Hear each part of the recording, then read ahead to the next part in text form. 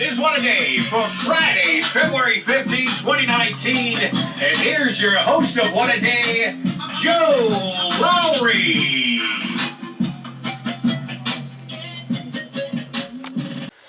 Hey everybody, Joe Lowry, what a day. Happy Friday out there. TGIF folks, we made it to the weekend and what a week it's been.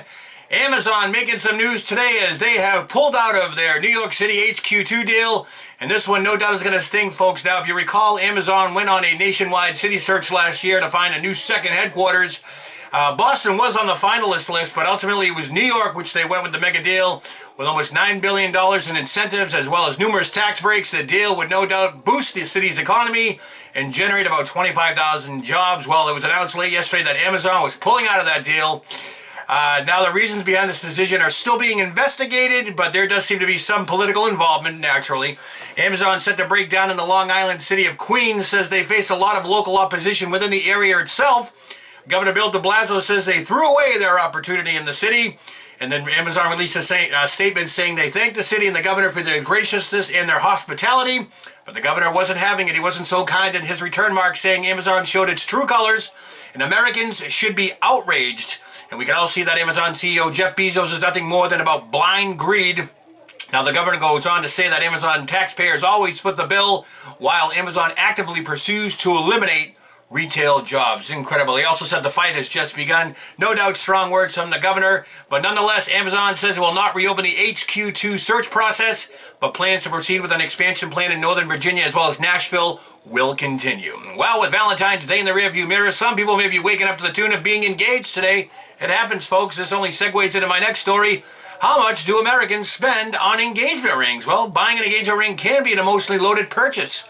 For most people, it's more than jewelry. It's a symbol of love and their affection and a serious commitment that they want to make. But how much is that worth? Well, I'm going to tell you how much, folks. A recent study shows that the average American will spend 1 to 2 weeks' worth of paychecks on an engagement ring. Interesting.